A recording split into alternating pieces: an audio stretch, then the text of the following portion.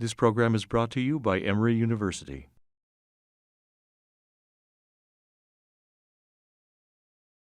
Hi, good morning, everyone. It's my pleasure to introduce Dr. Joshua Rosenblum, who is with us today. Mike Halkos was going to introduce him, but he's running late, so we're going to go ahead and get started.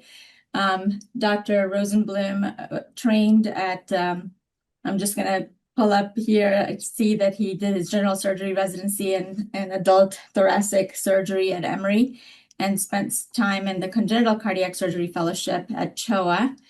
So we really appreciate you being here this morning and talking to us about coronary anomalies.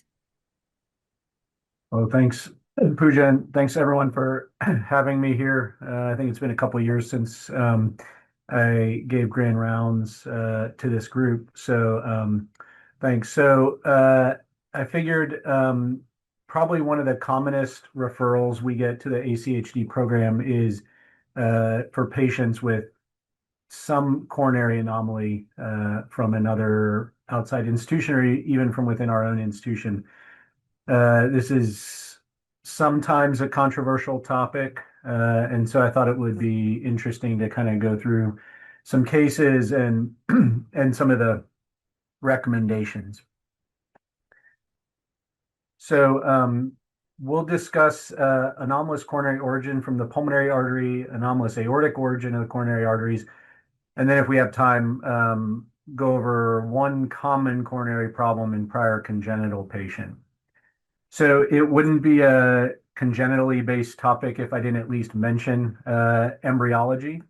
So the coronary arteries develop from a combined communication between the epicardial arterial plexus and an intramyocardial plexus, which is derived from venous channels.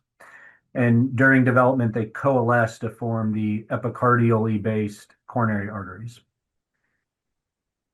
The aortic and pulmonary roots initially form as a common trunk, which then undergoes a spiral septation, and buds from both trunks, the pulmonary side and aortic side, form. During that development, the buds on the pulmonary root regress, and then the buds that originate from the aortic root ultimately join with that epicardial plexus to form a typical two coronary system that originates from the aorta. A failure of any of these processes can result in coronary anomalies.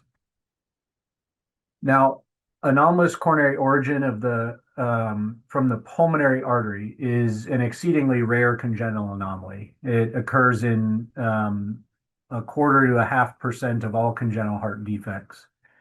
Typically, in infants, this presents as new onset heart failure from myocardial ischemia.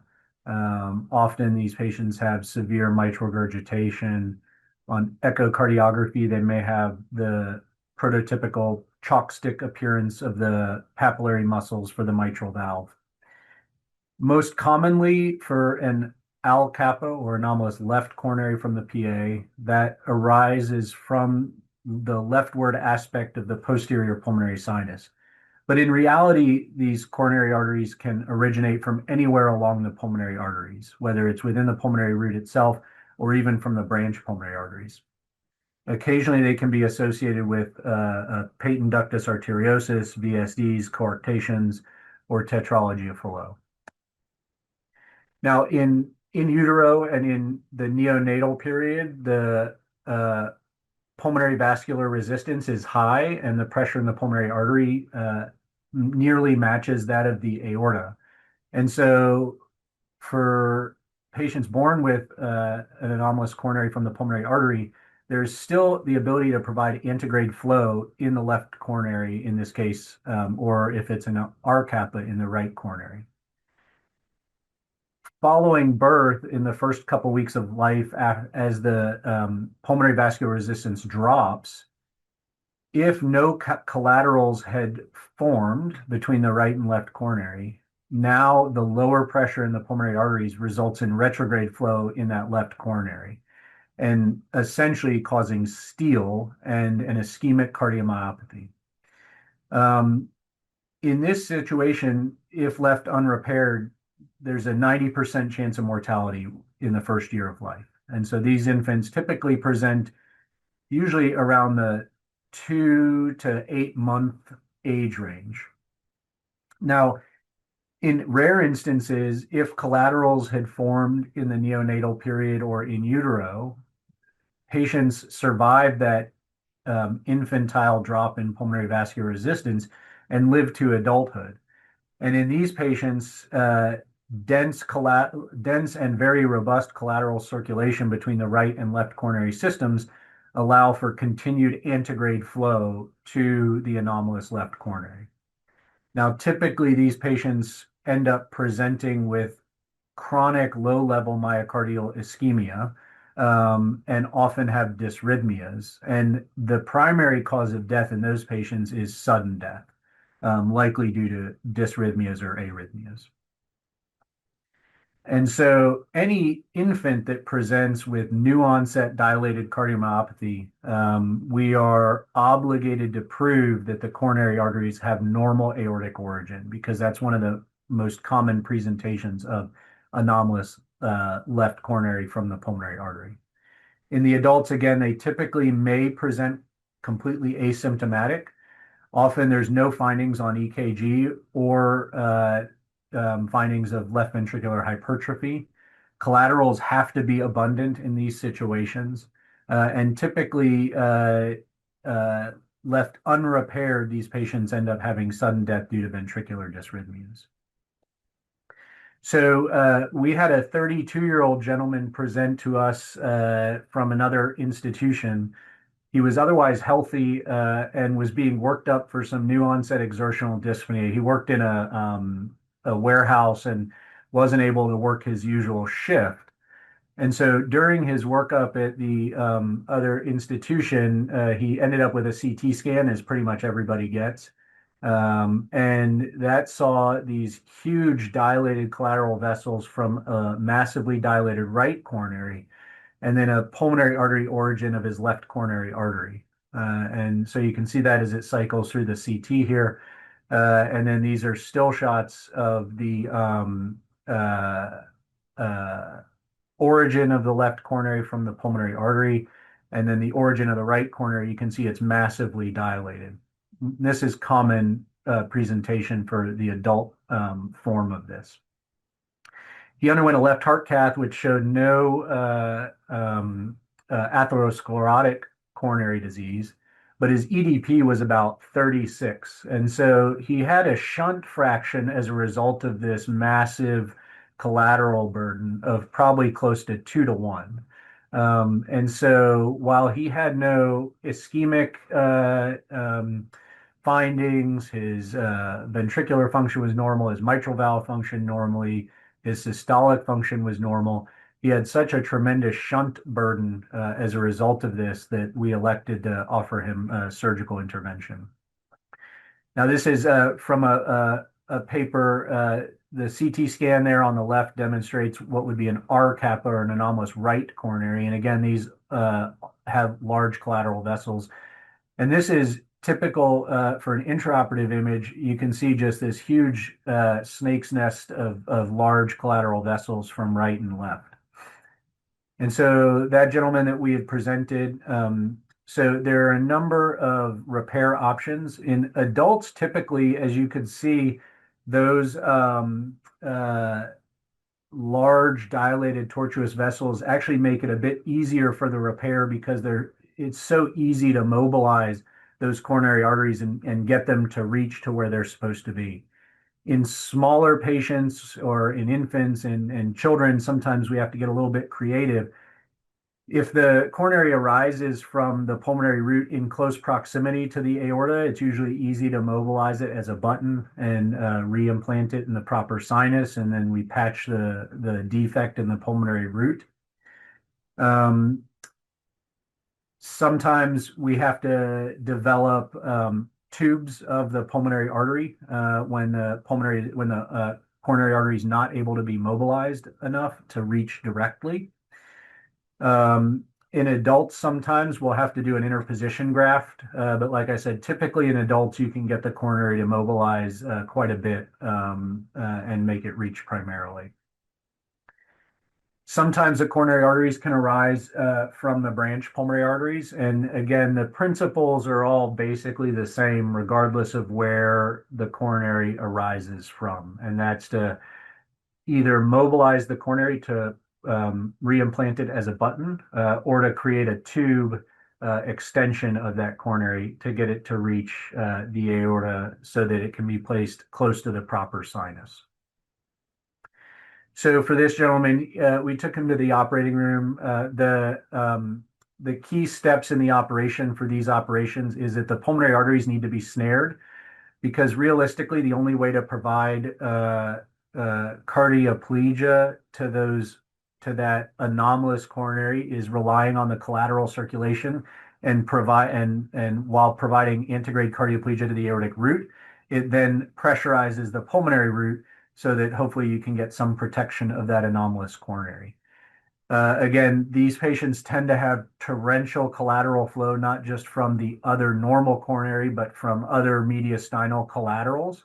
So typically we'll cool a little bit more so that we can do a little bit lower flow state. Open up the main pulmonary artery. We always provide additional cardioplegia for myocardial protection down that anomalous coronary ostium once it's exposed. The left coronary button was created and mobilized and then was reimplanted into the aorta. He did well post-operatively and went home a few days later with a normal echo. And this is what that end result looks like on the CT. Again, his right coronary is still massively dilated, and that left coronary now is attached to the proper location. So overall, Al-Kappa is a rare lesion. It's even more rare to be found in the adult population. In children and infants, it's typically associated with a high mortality if it's not treated early. Again, unless collaterals have had a chance to form and patients may make it out to adulthood. Early diagnosis in the infants and establishment of a dual coronary system can rescue that myocardium. And typically, these patients, after it often takes months to even years, but these patients often will end up normalizing their ventricular function and go on and not require transplant or anything like that.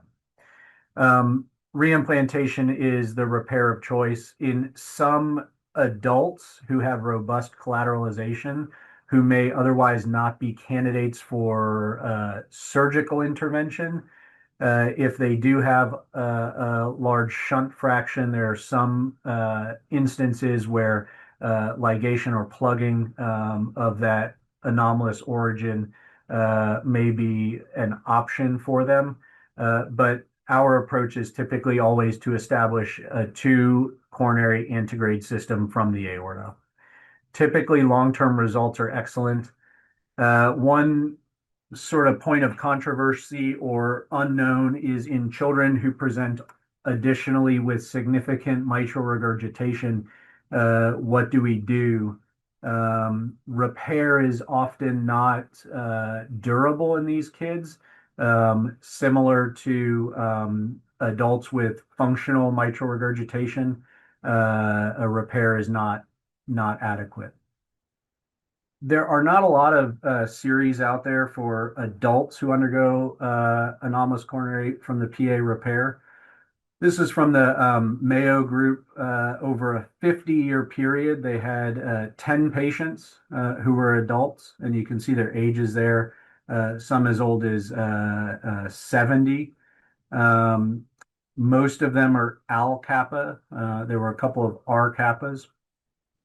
I think what's interesting to note is that most of them started with near normal left ventricular function, systolic function, and had essentially the same systolic function at last follow-up. So overall, the results are good.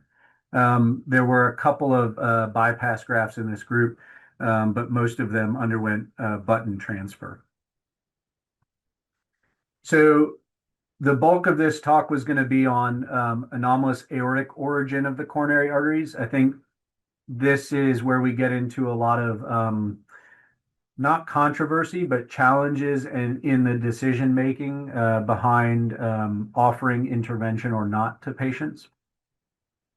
So we talked about the embryology briefly, but this is a result of improper coalescing of the coronary buds in the epicardial capillary system.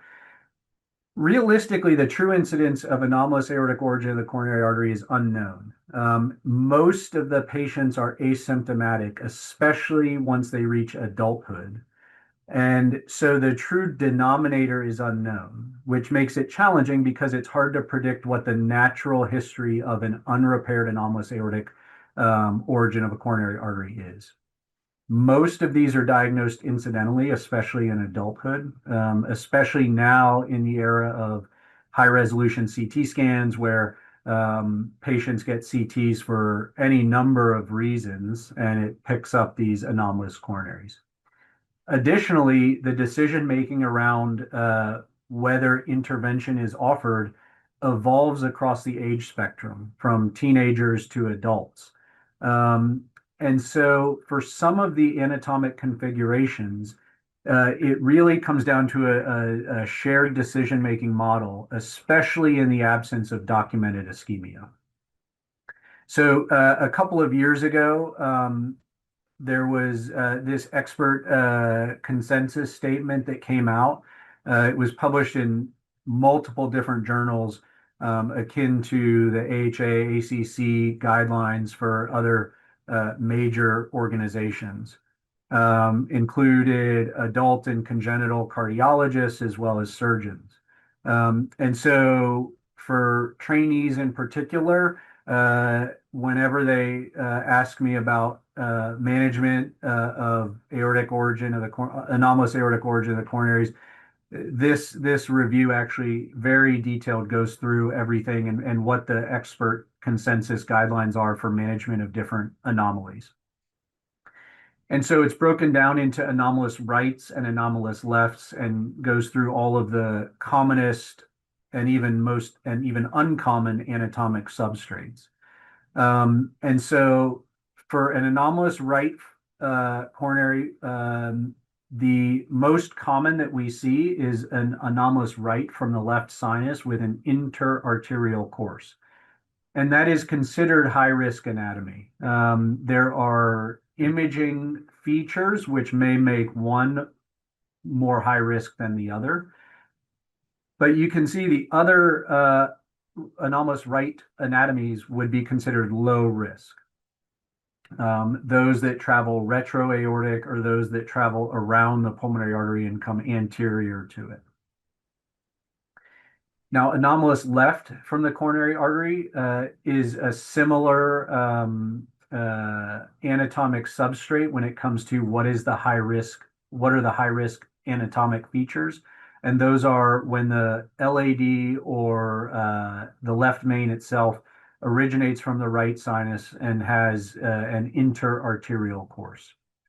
The other anomalies and the other anomalous courses of the left coronary and LAD or circumflex are considered low risk anatomies. Now, as you all know, there are a number of different imaging and invasive and non-invasive testing methods.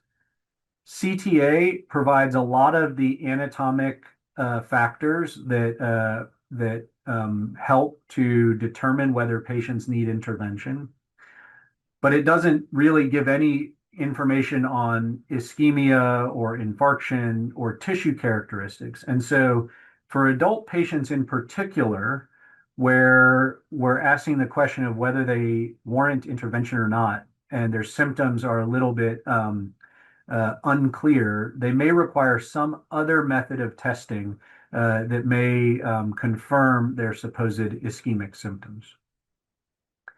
Like I said, at this point, high-res CT has provided most of the anatomic features and substrates for these patients.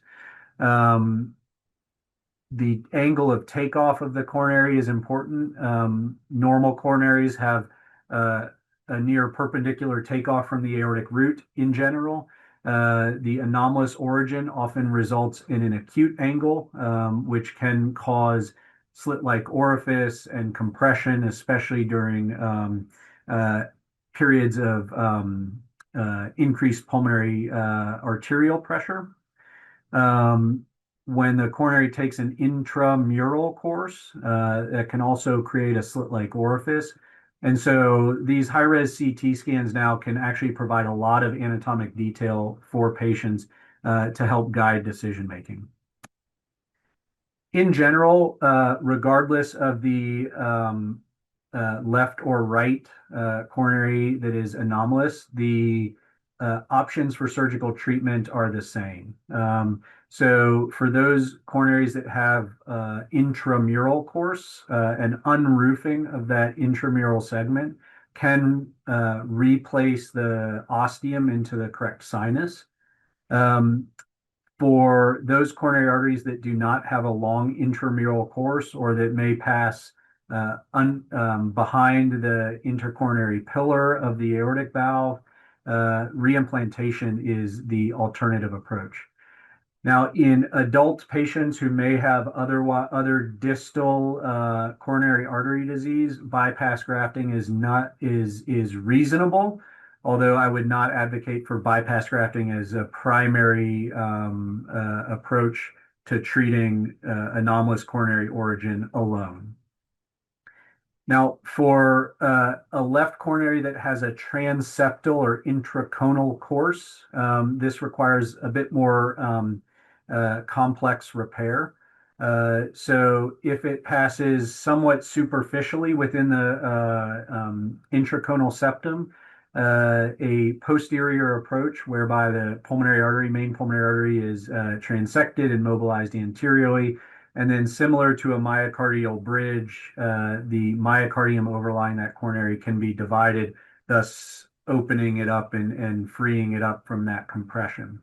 When it is deeper within the intraconal septum, it can require more complex repair, where that myocardial unroofing actually happens from within the right ventricular outflow tract. And so again, for these anomalies or for these anatomies, you really have to prove that these patients have ischemia in the distribution of that left coronary and can't really rely on just vague symptoms. This consensus statement breaks down the recommendations for surgical intervention based on age, symptoms, whether they're of athletic preponderance or not, and whether these and the different anatomies. And so the red is when surgical intervention is not offered. And so you can see that's actually the majority of these patients. In adults, it's the right coronary that is anomalous really is the most challenging one to deal with because it's probably the least likely to cause sudden death or symptoms down the line. And so really need to have true documented ischemic symptoms and positive testing to offer surgical intervention. Other than that, it really takes a discussion with the patients that they may not alleviate their symptoms if they're having it. Again, most of these, the recommendation is for unroofing or reimplantation, depending on the intramural course and where it travels.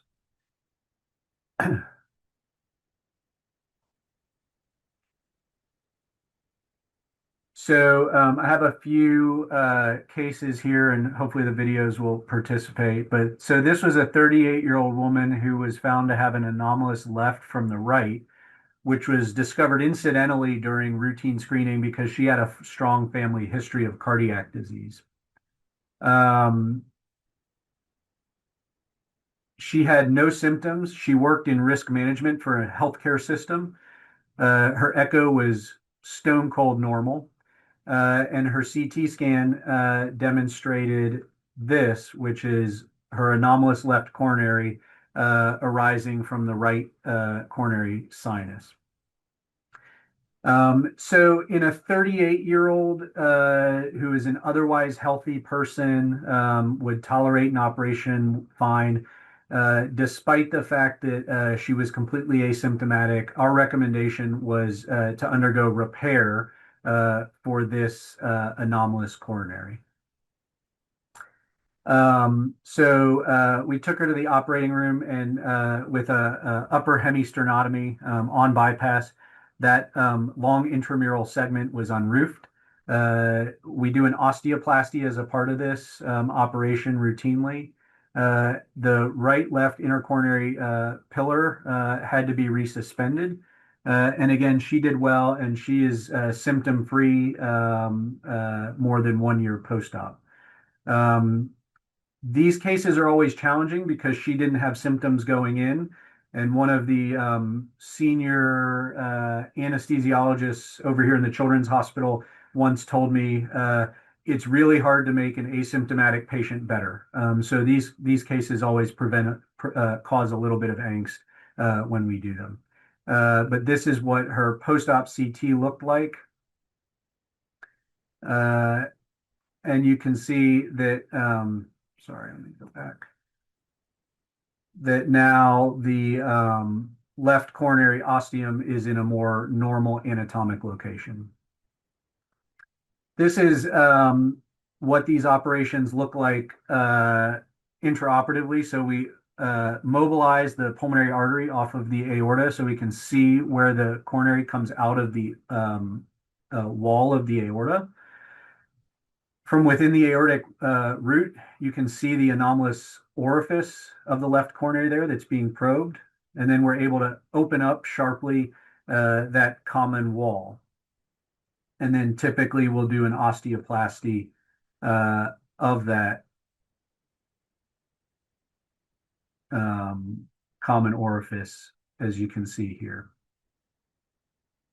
And so now the coronary ostium is within the left coronary sinus in an anatomically appropriate location.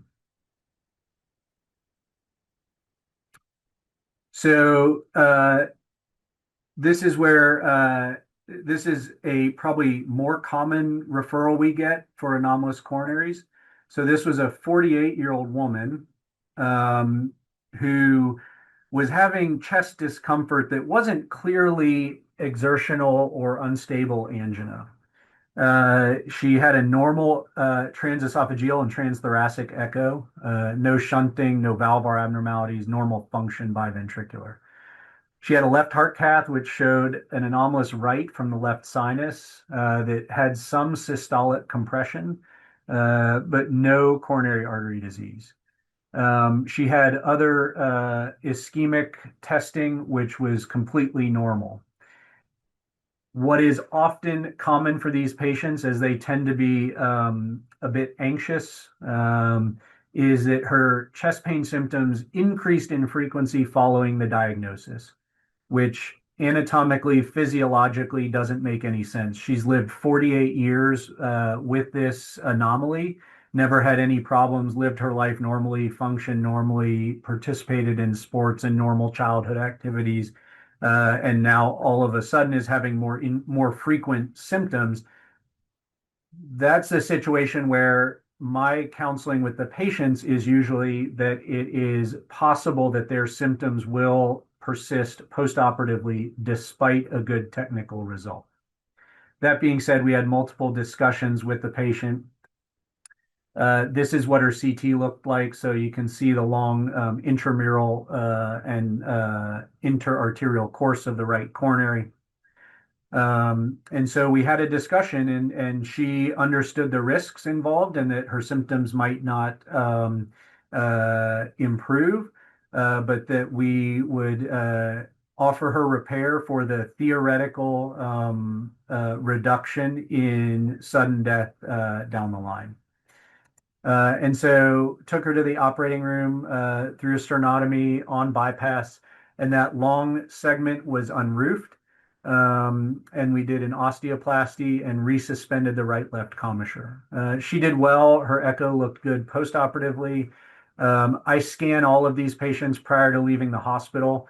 mostly so that if they do have persistent symptoms or if they come back in the future with concerns, we at least know what the coronary looked like immediately postoperatively. And so you can see now the ostium of that coronary is in the normal location. It has more of a normal perpendicular takeoff from the aortic root, and it's well filled. As is common, she continued to have persistent intermittent chest pain despite what is a good technical result now a few years post-op. But at least the anxiety around potential sudden death is gone. So this was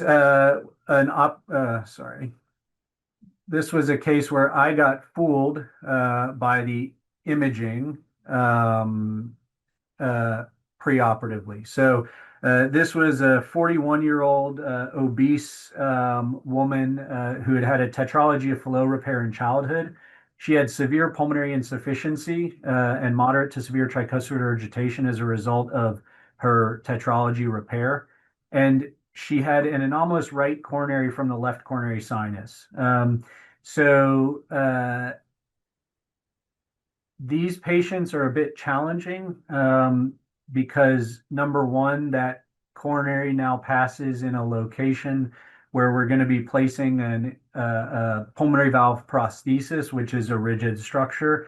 And so creating some external compression now is a real concern. Additionally, as is common in tetralogy of Fallot, the aortic root and coronaries are rotated and such that typically in normal tetralogy, the right coronary comes off actually a bit leftward than is typical, even though it's still within its proper sinus. Her CT demonstrated this long, what I and the rest of us felt like was a very long intramural course. And so I went to the operating room with the anticipation of doing a pulmonary valve replacement and unroofing this coronary. Now, in the operating room, it turned out that that right coronary actually exited the wall in the left sinus and had essentially no intramural course, but had a long segment that was interarterial. And so that required it to be reimplanted. I did the remainder of the operation, which included a pulmonary valve replacement, tricuspid valve repair, and she did well postoperatively. And this is that CT now, where you can see that right coronary coming off where it was reimplanted.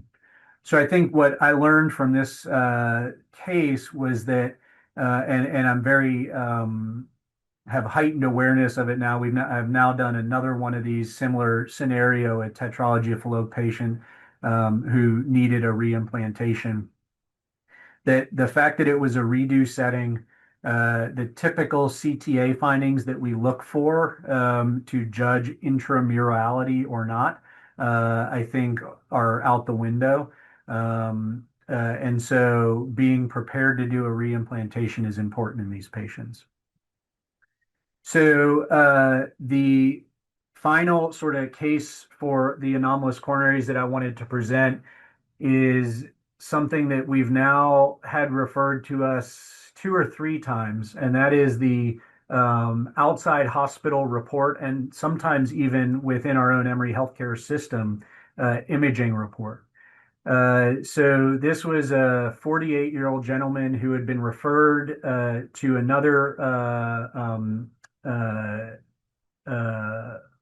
part of the Emory healthcare system from a cardiologist in Mexico.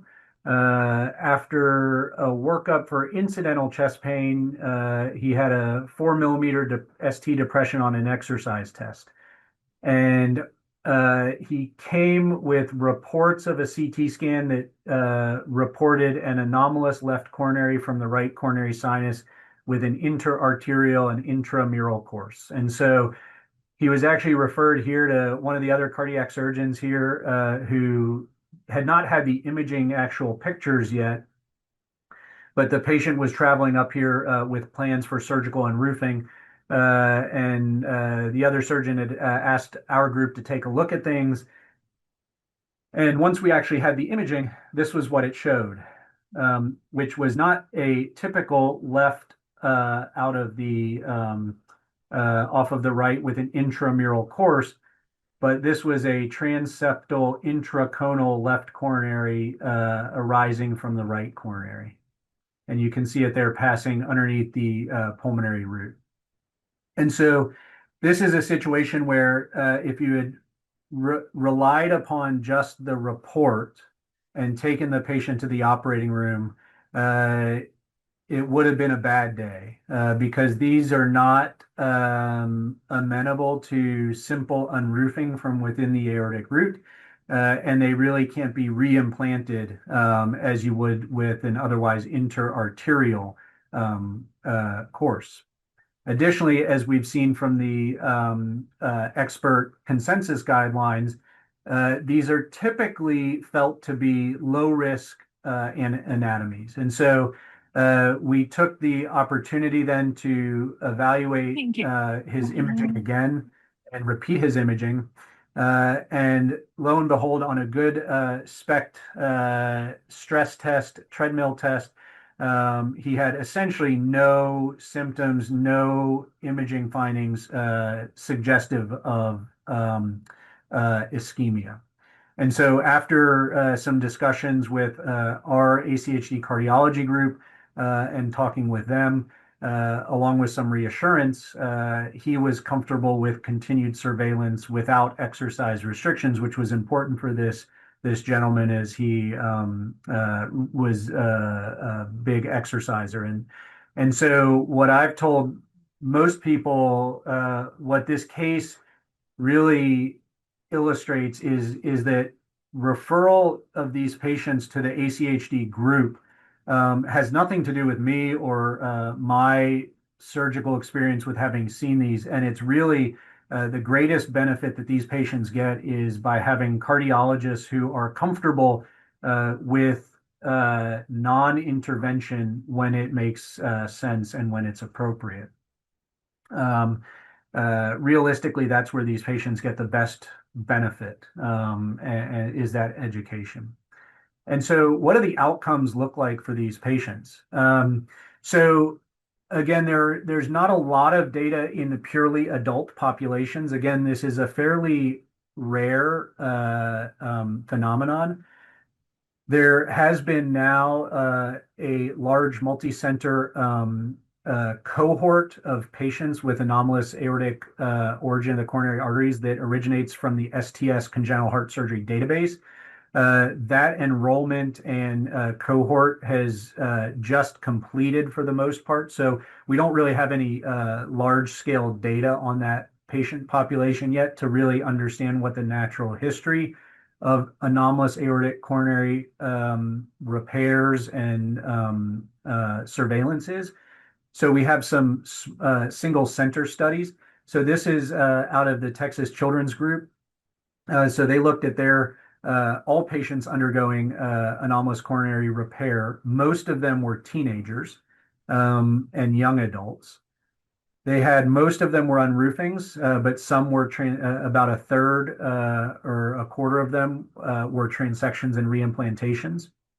And this is something that we kind of lust after in the field is centers like Texas Children's where they have a monopoly and they can do what they want with the patients to be able to get provocative testing both before and after 90 or 60 patients is something that we would be hard pressed to do both on the adult side and in the pediatric side. So it's really telling to be able to have this. But what I think is important and what could potentially be a change in the field over the last 5 to 10 years is that when you look at these patients, whether they had unroofings or reimplantations, essentially none of the patients who had positive ischemic tests prior to reimplantation had positive ischemic tests after. One patient after reimplantation, had evidence of ischemia, and that was related to an undiagnosed myocardial bridge at the time. But interestingly, several of the patients who had an unroofing either had persistent or new ischemic findings on testing after unroofing. So this study, along with this recent study from the Stanford group looking at 230 patients who had undergone surgical repair over a 23-year period, again, most of them teenagers and young adults, but some older patients, found that the only patients who required reintervention over that long period of time were those that underwent unroofings. And so, and you can see that resulted in a bit of a paradigm shift for their group. Since 2016, they essentially do no unroofings, and they argue that all patients should be reimplanted. And so I think our approach has been that it's a patient by patient situation. And so we kind of take a more individualized approach. But there are definitely some larger centers across the country and internationally who argue that all patients should be reimplanted and that unroofing is inadequate. So I think in summary, for anomalous aortic origin in the coronaries, the incidence is probably higher than we appreciate. And so when asymptomatic patients are diagnosed, especially in adulthood, it's still unclear what the natural history of that lesion would be. I think you have to have a clear understanding of what the anatomy is to guide decision making. And so having, whether it's an imager or a cardiologist or surgeon who has seen a lot of these, to look at the imaging and understand some of the nuances is important. Again, because this really is for some of these patients, a shared decision-making model, I think a good partnership between the interventional group, the cardiologist, and the patient is necessary. Really no indications for percutaneous intervention as the primary approach. I think for some of these patients, despite the best preoperative imaging, I think having a strategy in the operating room where you're prepared to change strategy depending on what the actual anatomy is intraoperatively. I think for some patients, especially the anomalous right off of the left, we have to anticipate the possibility of persistent symptoms despite good technical results. And what is coming out in the literature now and in some centers, the feeling that unroofing may not be adequate for all patients. And so finally, last, I just want to show one true congenital case. So for patients with transposition of the great arteries, now that we have about 20 or 30 years of experience having done the arterial switch as opposed to an atrial switch as the primary approach to these patients in the newborn period, we're starting to find complications long-term, or what are common complications long-term as these patients reach adulthood. And one of those is coronary artery complications. And so this was a 32-year-old woman with transposition who had undergone an arterial switch with Lecompte in the neonatal period. She worked as a waitress, had had a couple of children, and no other medical problems. But over the last year or so, had had progressive worsening exertional angina. And it had actually started limiting her work and her livelihood as a waitress. She underwent a stress echo, which was dramatically positive. In fact, the cardiologist who did it and presented her at our conference said that it actually gave him chest pain. The test was stopped early due to patient's chest pain, LV dilation at stress, suggesting that she had diffuse ischemia. And so she underwent a CTA, which showed occlusion of the left main coronary. This is that CT scan. And so in the anatomic setup for transposition of the great arteries after an arterial switch, the pulmonary artery, which is cut away here, is anterior. Branch pulmonary arteries are draped over the ascending aorta, and then the coronary arteries are both anterior in the aortic root. And so here you can see that the right coronary looks fine, but the left coronary, while it fills the LAD and the circumflex, there's actually no connection to the aortic root. The remainder of her CT was unremarkable. Her branch PAs didn't have stenosis, which is another thing that we're finding a long-term complication in these patients who've had a Lecomte maneuver. And so despite the fact that she did have some collateralization, she clearly had evidence of ischemia, clearly had symptoms, and so we offered her intervention. And so she was taken to the operating room for a reduced sternotomy. The Lecomte was taken down, and so that's these stay sutures and that open orifice is the Lecomte, the main pulmonary artery, which is the anterior. The head of the patient is left of the picture. The aorta was opened up, and you could see the dimple in the left anterior sinus where the button had been plugged in, but there was no patent ostium. The coronaries distal were mobilized and dissected out, and then along the fibrous band that connected the left main to the aorta, that was opened up.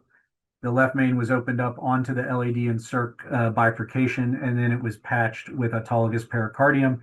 I then put an interposition graft in the main pulmonary artery to give some space there to avoid compression of that repaired coronary reimplantation.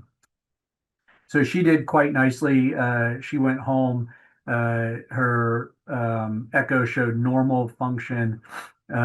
We did a pre-discharge echo, pre-discharge CT scan, which demonstrated patency of that repair.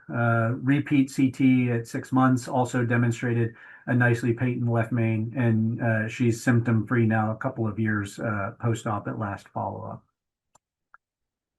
And so I think the take-home points from the coronary anomalies here is that for Alcapa, I think in all patients, they should have a restoration of a dual antegrade coronary flow. In adults, this can eliminate a significant shunt.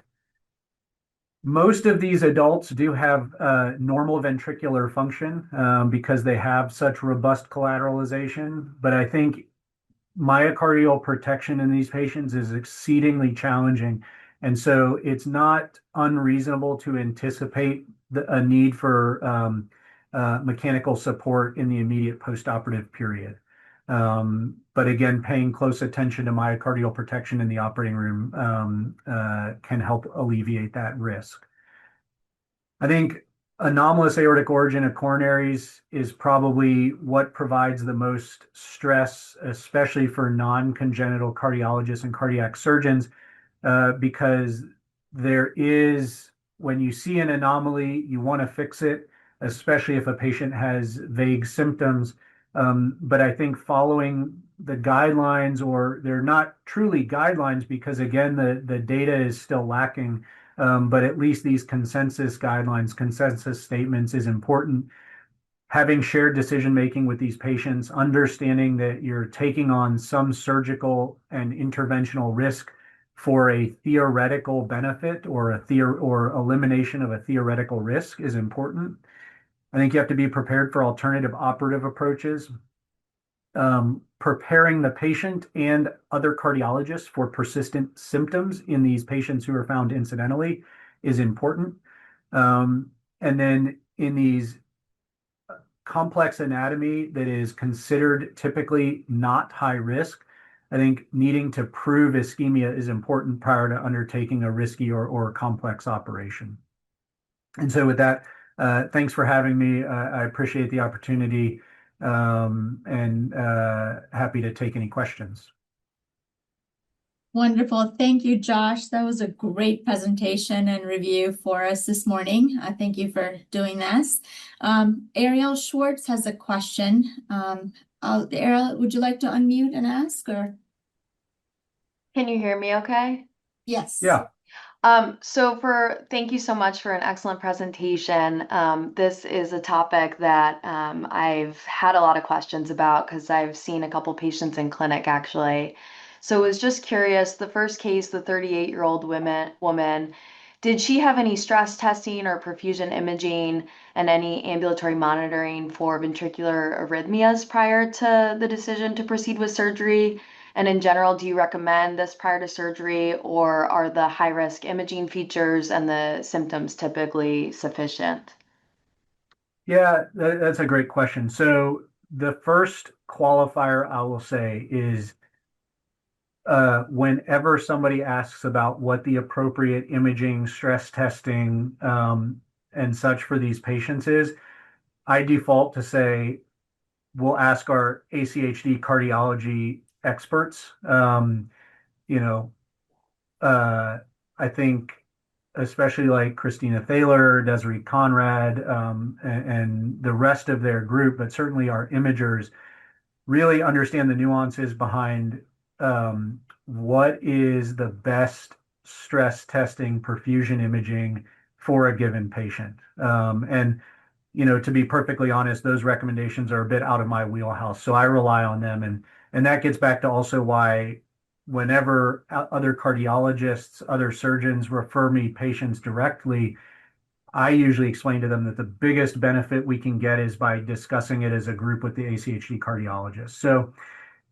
with that qualifier, I will say that in general, for young patients, and as I get older, young becomes more relative. But for young patients who have an anomalous left off the right with an intra or interarterial course, we typically offer surgical intervention for those patients, regardless of symptoms or features, because it's felt that those are the higher risk than an anomalous right.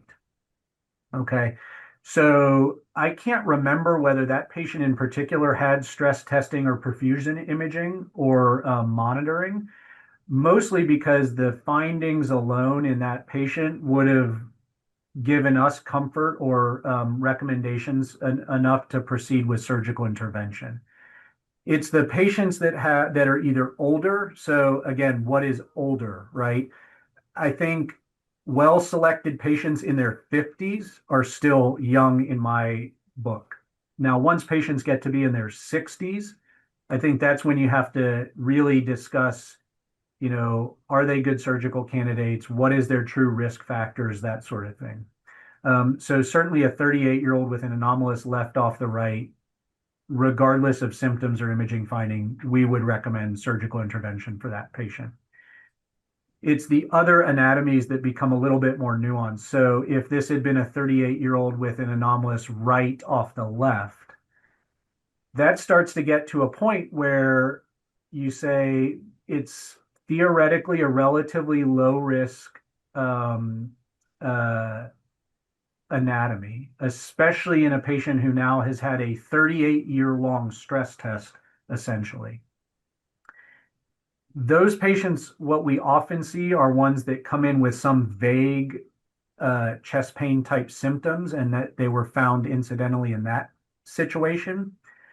Those patients often do go through stress testing, perfusion imaging, monitoring, that sort of thing, to help us risk stratify them, to have a discussion as to whether risk of surgery versus risk of continued surveillance makes the most sense. So these are the usual discussions that we have. I wouldn't say that every single patient needs stress imaging, perfusion imaging, that sort of thing. I don't know if that answered your question, but It did. Thank you. Could I ask something? Spencer King here. yeah. I liked the last summary that you made about what you consider high-risk patients. That is, the left off the right. I mean, anomalous left with the intra-arterial course and everything. This is the first presentation of coronary anomalies I've ever seen without a coronary arteriogram being shown. But throughout my entire career, that's largely how we identify these things is from coronary arteriograms, and the right off the anomalous right is the one that comes up over and over and over, and everybody asks about it. And my approach in all these years has been that for the vast majority of these, never a heart team approach, never mention surgery, never try to get the patient to even thinking about sudden cardiac death, but to assure the patient that I sometimes don't even call it an anomaly, but call it a variation, and say you're perfectly fine. No ischemia, I mean, these are just stumbled across all the time, and people Right. ask you, well, what should we do with this patient? And my advice has always been just tell the patient they're normal, and Right. don't turn them into don't turn them into a patient. Yes. No, that's a great approach and comment. I would say that you are probably in the minority of non ACHD cardiologists who see these patients. I think we, especially from other centers in Georgia or other non-Emory cardiologists, I would say the opposite is most common, whereby we get an otherwise asymptomatic patient who was found to have an anomalous right off the left, and they get sent to our group saying they're going to die and need immediate surgery. And so this is where I often lean on our ACHD cardiologists, because and other cardiologists. I mean, y'all are the ones that spend hours with these patients more so than myself or other surgeons. But taking the time to go through it with the patients and say, this is a safe anomaly, we'll monitor you, that sort of thing. So the reverse is typically what we see a lot, where we have to reassure these patients because they've gotten bad information from elsewhere. Well, I tried to convince all my fellows for all these years not to call the surgeon, but I'm sorry to hear that they're still doing that. There was also a question in the chat from Dr. Gongora. What are the preferred stress testing modalities? I think you sort of touched on that, but if there was anything specific that you want to see? Yeah, for me, there's nothing specific. I think what I gather from a lot of the ACHD cardiologists is that a lot of these patients need good stress testing. And by that, I mean whether it's true exercise. I think what we see a lot from patients that come from outside institutions is that they sort of have either stress testing light, meaning they just had the most basic vanilla testing you can have, or they weren't stressed or exercised adequately.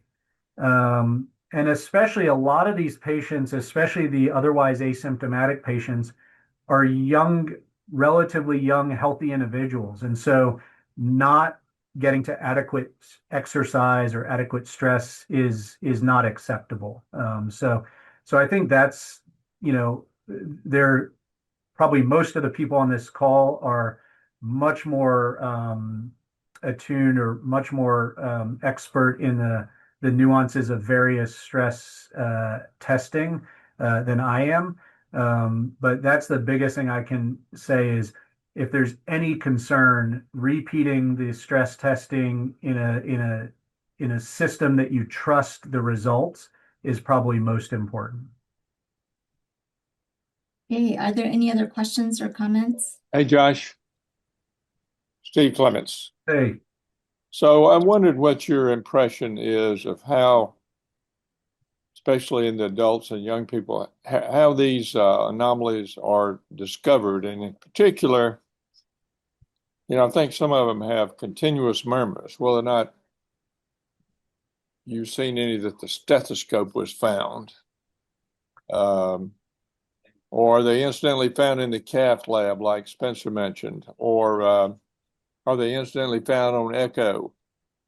But that anomalous left from the right with that big tortuous vessel should cause a continuous murmur. Is that something your answer would be never, or have you seen that occasionally be the case? Yeah, so certainly the anomalous coronaries from the pulmonary artery, where they have, in the adult patients that have those huge tortuous vessels with what you must assume is a significant shunt. Those patients must have an audible murmur or physical exam finding. The anomalous coronaries from anomalous aortic origin, unless they have some other anatomic issue, whether they've had ischemia as a result of that and now have mitral insufficiency, for example, I would not expect them to have any physical exam findings. And the anomalous aortic origin patients, I would tell you the vast majority that are found incidentally are found on CT scans done for other reasons. So the patients who have who get into a car wreck and get a chest, abdomen, pelvis CT. To be perfectly honest, I would say that even that in adult patients, even echocardiography is not always reliable as a screening method for anomalous aortic origin of coronaries. I would say that in adult patients, even when we know what we're looking for, even when they have a pretest probability of looking for anomalous aortic origin of a coronary, it's sometimes challenging for sonographers to pick those up on echocardiography. So I would say the vast majority are found on CT. I can't recall in the last 5 or 6 years any that have been incidentally discovered on coronary angiography. Honestly, it seems now that so many patients, even for angina or chest pain or ischemic symptom, the initial screening test is often now CT. So many of them are found that way at this point, which is great to some degree because at least for surgeons and, coronary angiography can be great, but I think the CT does give a lot more information for these patients for the anomalous coronaries when it comes to surgical planning. So.